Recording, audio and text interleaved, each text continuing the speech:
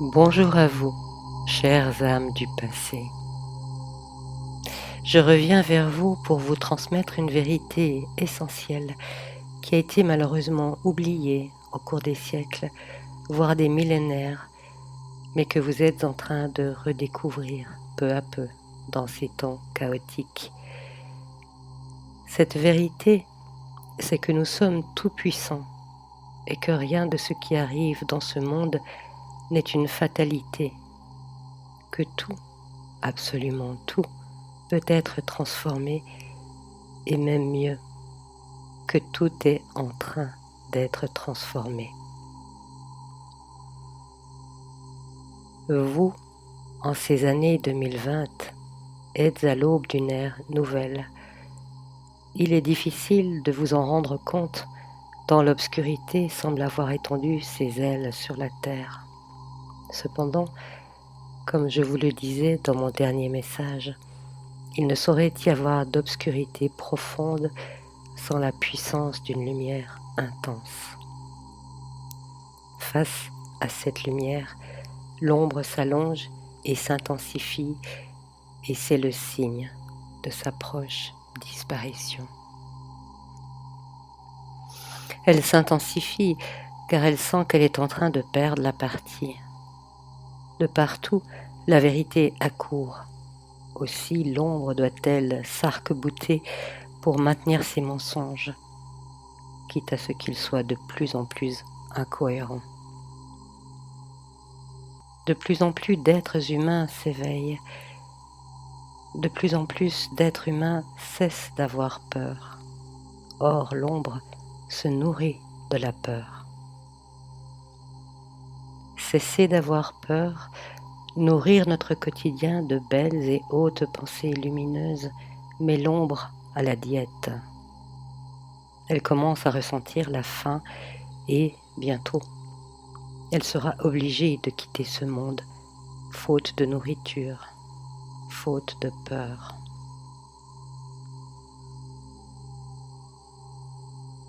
La peur est une chose inhérente à l'incarnation.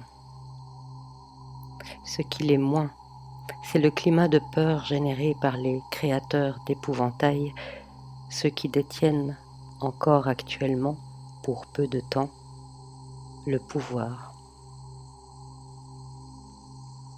Observez autour de vous cette intention délibérée de créer la peur, de vous maintenir dans cet état de stress permanent, sachant que l'ombre se nourrit de la peur. Vous comprenez pourquoi tout est fait pour vous maintenir ainsi dans les basses vibrations de la peur, en utilisant le mensonge.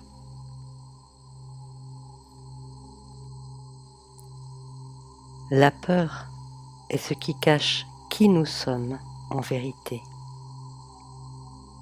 Voici ce que la peur nous enseigne. Avec chaque peur, une grâce. La peur cache ce qui empêche l'amour. Chaque peur est comme une part de l'écorce à ôter afin d'arriver au fruit. Le fruit, l'amour. Ce qui vous fait peur n'est que l'ombre de vous-même, ce qui assombrit l'amour en vous. La peur est un élément d'inconscience. Avec la conscience s'efface la peur. Ne pas avoir peur, l'accueil. Accueillir ce qui est. La peur provient de ce besoin de protection qui vous crispe et vous enferme en vous-même, l'écorce. Le temps de la fructification est venu. C'est pourquoi les écorces doivent être brisées, afin qu'apparaisse le fruit, le « je suis ».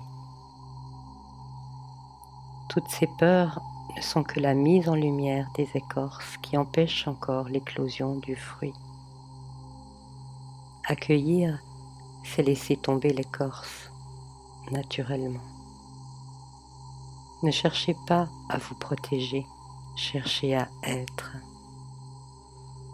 La peur n'est que la crainte de perdre ce que vous croyez être à vous, objet, argent, réputation, relation. La peur s'en va avec la disparition de la crainte de perdre. Vous êtes, tout vous a déjà été donné. Soyez, accueillez, et la peur disparaîtra. Aimez-vous inconditionnellement jusque dans vos failles. L'amour qui vient, qui est là, comblera vos béances.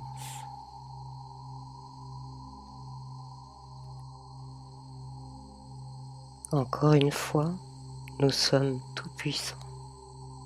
Nous pouvons quitter la vallée de la peur pour entrer dans le champ de la confiance.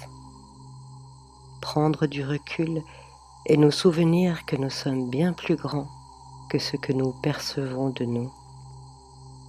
Nous sommes déjà des êtres divins incarnés sur terre et non des humains en quête de leur divinité. Nous sommes des êtres créateurs. Nous possédons en nous le pouvoir de transformer toute chose, et ce pouvoir est logé au cœur de notre être, dans notre cœur spirituel, celui que nous ressentons comme une chaleur au centre de notre poitrine. Là réside un pouvoir infini. Certains penseront difficile de le contacter. Cependant, la respiration profonde, ample et non forcée en représente un des chemins. Car dans le souffle réside l'esprit, c'est-à-dire l'essence de ce que nous sommes. Le simple fait de respirer nous connecte à qui nous sommes en vérité. Avez-vous remarqué que lorsque vous avez peur, votre respiration se fait saccader, votre souffle raccourci? Plutôt que de lutter contre la peur, concentrez-vous sur l'amplitude de votre souffle. Amenez peu à peu, avec patience, votre souffle à ralentir en demeurant focalisé uniquement sur cette respiration. Donnez-lui de la profondeur. Renoncez à suivre les pensées qui surgissent dans votre conscience, qui ne sont pas vous, et demeurez dans votre souffle. Vous ne pouvez pas empêcher le carrousel des pensées, mais vous pouvez renoncer à les suivre. Lorsque vous avez retrouvé un peu de paix, rappelez dans votre souvenir les moments les plus beaux de votre existence. Savourez-les, puis, avec le ressenti agréable, joyeux, serein qui les accompagne, commencez à imaginer le monde dans lequel vous souhaitez vivre. Un monde de bonté, de bienveillance et de paix, où chacun ait sa place. Ne croyez pas qu'un tel exercice soit sans conséquence. En demeurant focalisé, ne serait-ce d'abord que quelques secondes, puis quelques minutes, vous commencez à créer ce monde nouveau. Vous commencez à le vibrer. Aussi, vous pouvez, peu à peu, vous plonger de plus en plus souvent dans la contemplation et l'imagination de ce monde nouveau, sachant que vous le créez dès à présent. D'ailleurs, si vous ne l'aviez pas fait, je ne pourrais pas vous adresser ce message depuis l'avenir, notre avenir. Retenez ceci, toute chose pour être créée doit d'abord avoir été pensée et ressentie. Chassez les pensées initiatrices de peur qui se fondent sur un futur hideux. Cultivez les pensées de confiance créatrice d'un avenir radieux.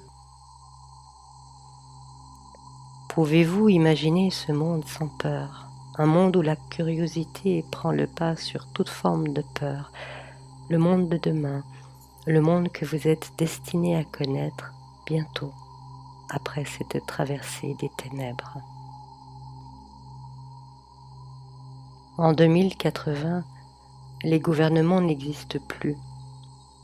Les humains s'associent en fonction de leurs affinités et s'organisent collégialement.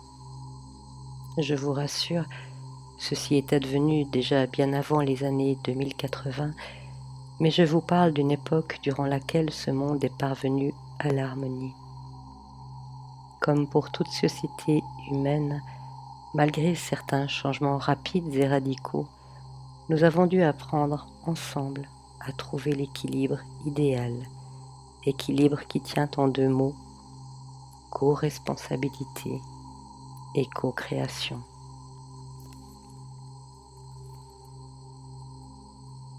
Co-responsabilité d'abord, sachant que tout vécu extérieur est une projection de la vie intérieure de chacun. La responsabilité collective de la vie sociale étant perçue comme incombante à chacun. De ce fait, tout problème, même individuel, est perçu comme un défi collectif qui concerne l'ensemble de la communauté et nécessite d'être réglé par tous. Peut-être cela vous semblera-t-il étrange à l'heure où vous vivez le comble du culte de l'ego, du narcissisme exhibitionniste, que chacun puisse cultiver en lui, naturellement, ce sens de la responsabilité collective. Et pourtant, celle-ci n'est pas née d'une loi ou d'une quelconque obligation, mais de l'innocence du cœur. La simplicité de ce que nous sommes suffit à entretenir des rapports sains avec chaque personne et chaque être peuplant la terre et à nous sentir responsables de leur bien-être. Co-création, puisque le vécu intérieur de chacun créant le vécu extérieur de la communauté, chacun s'efforce de donner le meilleur de lui-même. Et c'est là peut-être une pierre d'achoppement pour votre époque. Vous continuez à penser que vous êtes le jouet de force extérieure à vous, alors que vous possédez un grand pouvoir. Je sais que c'est difficile parfois à considérer, mais en sortant de la peur, du jugement, de la colère, et en reconnaissant en vous ce qui entre en résonance à travers cela, vous avez la possibilité de le transformer. L'injustice se nourrit de l'injustice, mais le détachement et la paix intérieure sont de puissants antidotes contre ces mêmes injustices. En renonçant à condamner, vous ouvrez la porte de la bonté. Ouvrez votre vision intérieure au monde qui vient, qui est déjà en construction dans vos cœurs, dans vos esprits, et soyez certains que ce que vous percevez et ressentez de lui est une réalité. Même les pires des cauchemars ont une fin, lorsque l'aube dépose sur notre front la lumière d'un jour nouveau. Nous sommes tout-puissants. Nous avons seulement besoin de nous en souvenir, de retrouver le chemin d'accès à cette toute-puissance et de savoir que, quoi qu'il advienne à la fin, tout ira bien. Trouvez des occasions d'être heureux, même un tout petit peu, même pour de tout petits riens, un sourire, un rayon de soleil, des cristaux de neige, la chaleur de votre foyer, le confort de vos vêtements, l'amour de votre animal domestique. Cultiver la joie est d'ailleurs l'un des attributs de notre toute-puissance. Alors cultiver ce sentiment, c'est le pont le plus facile et le plus rapide pour arriver au monde nouveau. Et plus nous serons nombreux à le faire en ce siècle, en ces années 2020, et plus le monde nouveau apparaîtra rapidement. Nous nous y retrouverons bientôt. Prenez soin de vous-même. Prenez soin de ceux que vous aimez. Je vous retrouverai bientôt.